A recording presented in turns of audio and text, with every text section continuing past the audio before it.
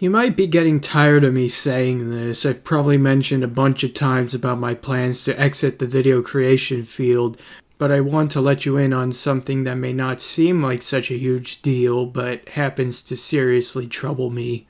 It turns out that last month, YouTube announced that starting on November 1st, two-factor authentication is going to be mandatory to access the user control panel, YouTube Studio. As of making this video, this interface is responsible for uploading and managing your videos on the site. Generally, two-factor authentication is done with a cellular telephone, often using a separate program on it to authorize logins. There are other ways of doing it. A temporary login code could be emailed or spoken over a traditional phone call or something like that, or you could plug in a physical security key, assuming you're willing to go through the trouble to buy such a thing. But I have to question the deal with YouTube requiring two-factor authentication for the control panel. Unlike other interfaces, this isn't something that you just maintain here and there and let it sit back most days. Many people are going to be using this every day. YouTube Studio is already as much of a clusterfuck as it is, seemingly incapable of handling line breaks of all things correctly, so why should yet another obstacle be added to it? A lot of these arbitrary things companies like Google and Microsoft do is so often done in the name of security that they've successfully turned the word into more of a joke. It wasn't long ago that countless unlisted videos were forcibly made private because they used some less secure hashing algorithm for the video ID or some shit, consequently making them unreachable. I don't use a cell phone these days, and am not in a situation where I truly need one for now. I've stuck to a used VoIP business phone for the last 8 years, and it's worked great. Completely reliable, doesn't make me wrestle through anything, and has responsive keys. Since Google's verification system does allow using the voice call method, I think I technically could use my particular phone to gain access to YouTube Studio, but is that really something I want to do all the time whenever I want to check on something? Fuck no! Even if I can mark a device as trusted, this whole change really gets me feeling like things are only going to plunge even further from here. Is this really the kind of precedent we want to be setting for online platforms? If YouTube intends to follow through with this, as they have with many other dumb changes over the years, it really isn't worth putting up with this site for much longer. I'll have to wait and see how it actually plays out, of course, but if anything, I'd argue the requirement for two-factor authentication may be the dirtiest move YouTube's ever pulled since the Google Plus comment update, a thing which forced me to create a new brand channel just to evade a real name policy that was in effect for some time. And of course, if you're somewhere in Europe, you're already going to be blocked out from watching age-restricted videos unless you surrender some very personal credentials to Google. Why that is, I have no idea.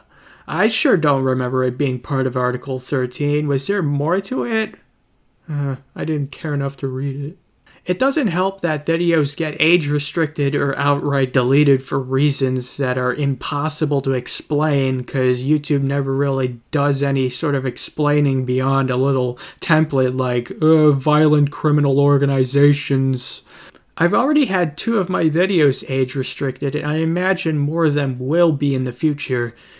If any of them do happen to get age-restricted, don't contact me through YouTube. Use my email or another outlet listed on my website to let me know that something happened to one of my videos, and I'll try to get it on my FTP server.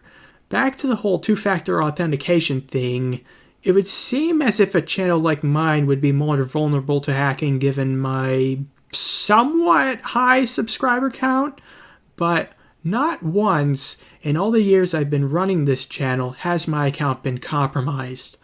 All you really need is an offline password manager for all of your different accounts and a habit of refreshing your passwords every once in a while. Needless to say, the need for security in computers of all sizes has been very poorly conveyed and made more convoluted than it needs to be. There are better ways of providing tight security without the frustration, and I'd look no further than SSH. SSH with private and public keys is an authentication method that's prized by system administrators for its clear advantage over password-based authentication.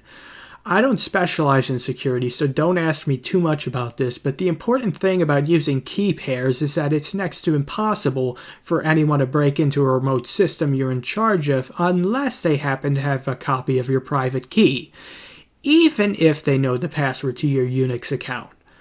Why websites don't try using something like this for logins to a forum or some platform, I really don't know.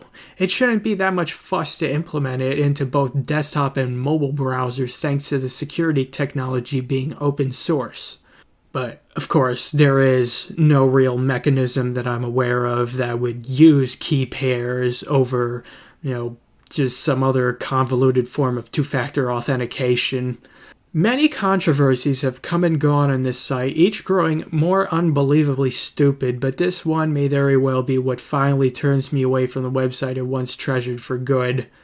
Well, that is if I wasn't already planning on it anyway. But believe me, I've had tons of frustrating experiences with YouTube, even in its golden age.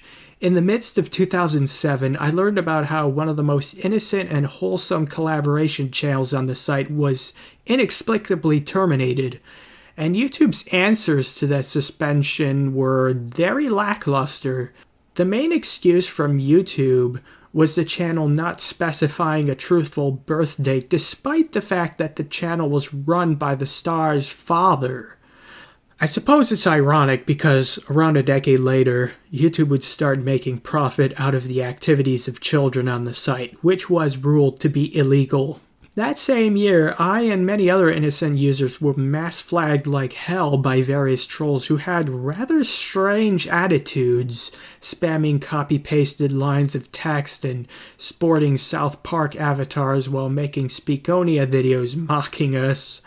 Actually, they're pretty fucking funny to look at in retrospect, but the fact that YouTube just decided to go ahead and suspend the channels that were being targeted without performing any kind of critical analysis was merely the second sign of piss-poor management flowing through the website. As the years passed by, the overall quality of the YouTube experience would decline further and further, turning a fulfilling hobby into a dreadful chore.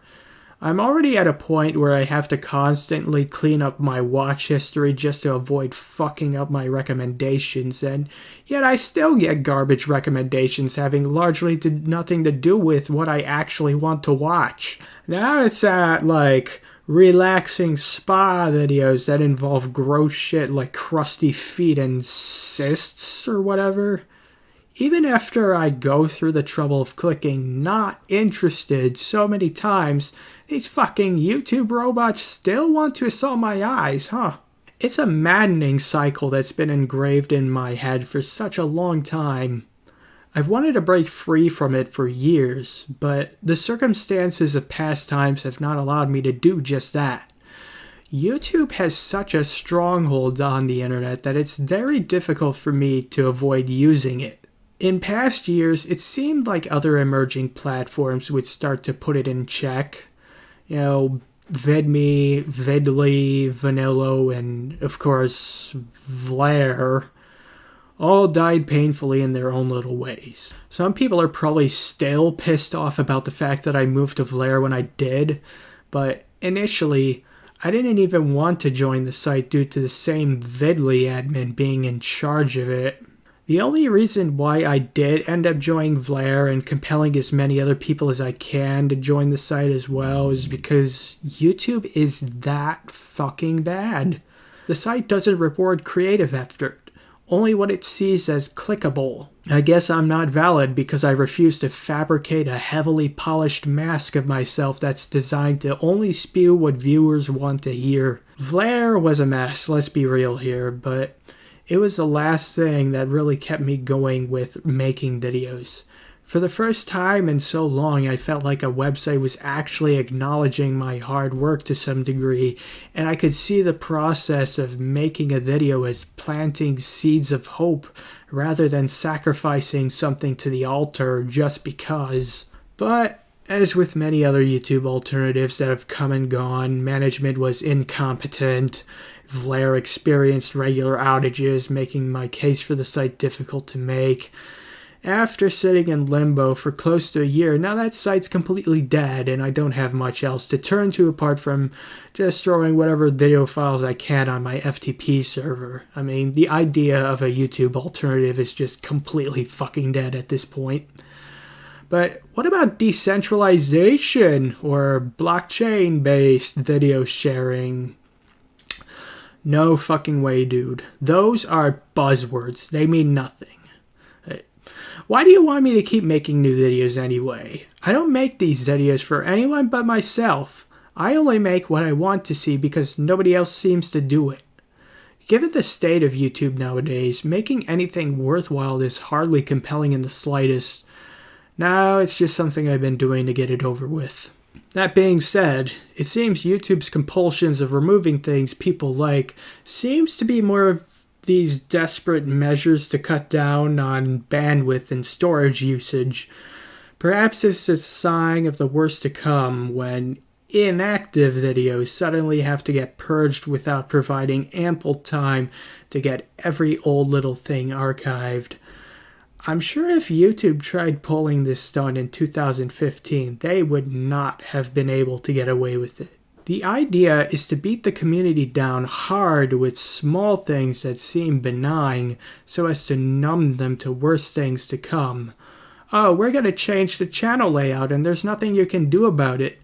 We're getting rid of the 5-star rating system so you can be more cynical about video ratings.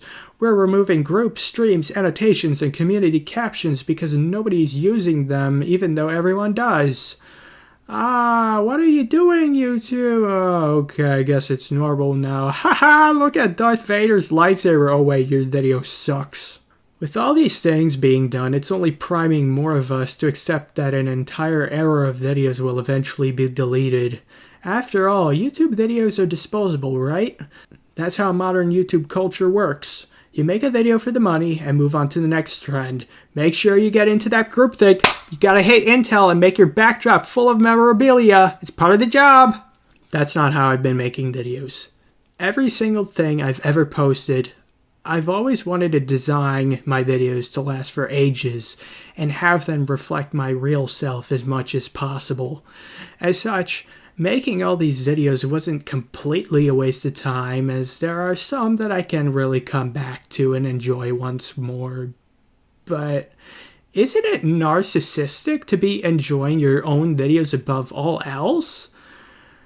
Unfortunately, that is exactly how I've been experiencing YouTube for the last 3 years for the most part, if not longer. Save for videos coming from a few small channels, I haven't gotten much of a kick out of very many things on YouTube. I do not think YouTube understands that video creation is an art form that needs constant exploration.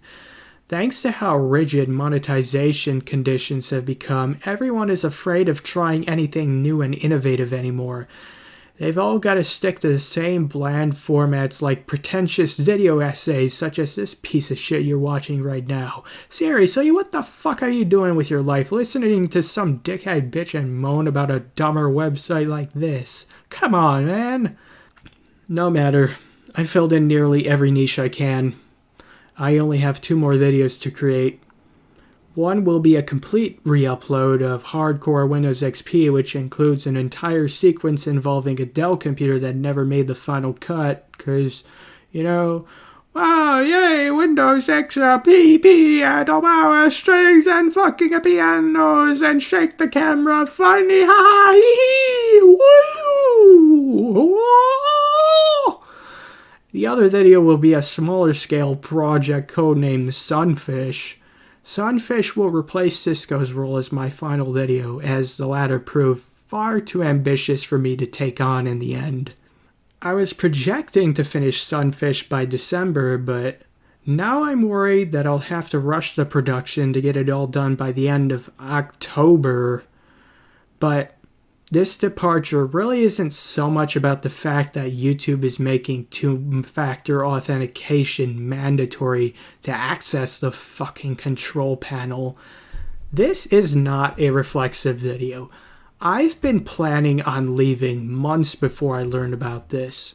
All YouTube is doing now is making me even more dead set on my eventual departure from the site. This will not be the end of my creative endeavors for sure, but anything I make for myself will be for other formats, and any videos I do end up creating along the way will only be for other people. But don't request me to make something. I've never taken requests. I know what I'll be putting together in the future. I've been using YouTube's community posting feature to push updates to my website ever since my website went live, even as I had an RSS feed set up there. But I imagine I may stop making community posts at some point. As such, it's really important that you get some kind of RSS reader and use that to subscribe to Razorback's RSS feed. For those of you who think that RSS is dead, it's not, because it's an open standard that merely uses the XML format. It's not going away. I hope that by using RSS on my site, I can encourage other people to create their own websites and implement RSS in them as well. I've been watching YouTube videos since 2006, well before Google bought the website. Started making some pretty shitty videos the following year, but then for the last 5 years, I've been trying to make some of the best videos focused on old computers that anyone could ask for. In that time, I've met some really great people who helped me get through life, whether it be for consultation or bringing me to start doing push-ups when nothing else could make me do that. Enjoy the last days of activity from this channel while you still can, because I might quit reading anyone's comments here as well. All I can hope for at this point is to finish Project Sunfish soon enough so that I can get this living nightmare all behind me and finally turn my full attention to much greater things in life. Already significant progress has been made, but at a slower rate than I would like.